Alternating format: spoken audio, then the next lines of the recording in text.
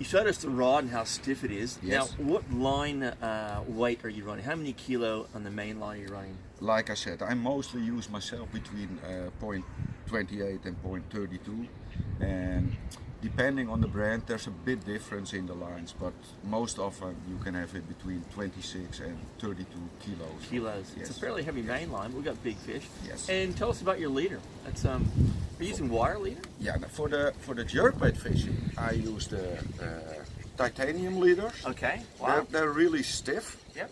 Yeah, and of course connected to the line ticked and the strength, and so adjust it together that you use the right materials. I mean, it doesn't make sense to fish a 25 kilo line and you use a leader. It doesn't matter, yeah. And I see you're using clips, so clips are quite common here rather than tying on, you know, FG knots or unis and things? It depends on the way I fish with it.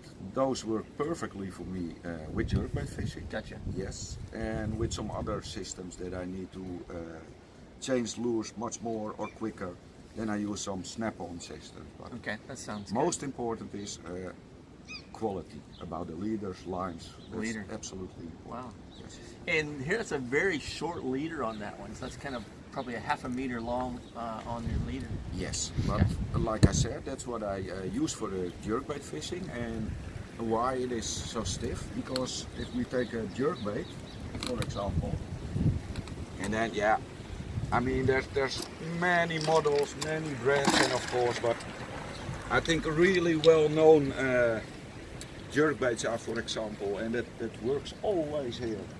The Westing Swim jerkbaits, or this one, the Buster jerks, well known from CBC. Let's have a look.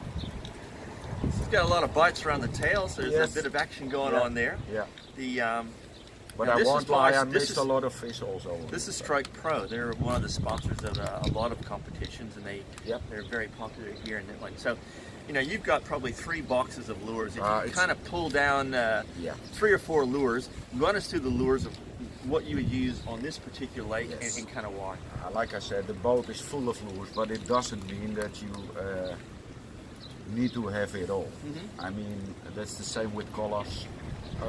Colors are often a big discussion in the fishing industry, but I think colors are more for the anglers than for the fish. That's I don't know any angler that doesn't have, you know, 10 million lures. They do it, and typically the guys that come to Worlds, they go and get the magazines.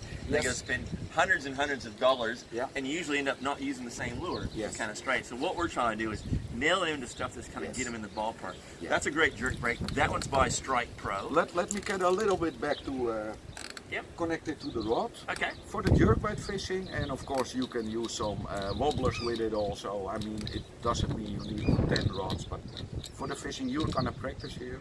The average 2 rods is a good jerkbait rod, or for wobblers, and a rod for the rubber baits, but I will talk about it a little bit later. Okay. And for the jerkbaits, of course there's many brands, but if you take jerkbaits like these, Buster jerks, or take them from Westing. The swim models, they're very popular. So that's Strike Pro and Westing. Strike Pro and Westing, and of course there's quality, other brands. they're quality lures, which is quite good. And we talked about colors. Again, I think any color you fish, as long as you have it on the rod and fish with it, you start catching with it, and that gives you the fate of the color. Myself, I prefer most natural colors. So like this and like these ones, and of course in some circumstances when it's bright sunny weather, then it often helps to change to a little bit brighter colors like motor oil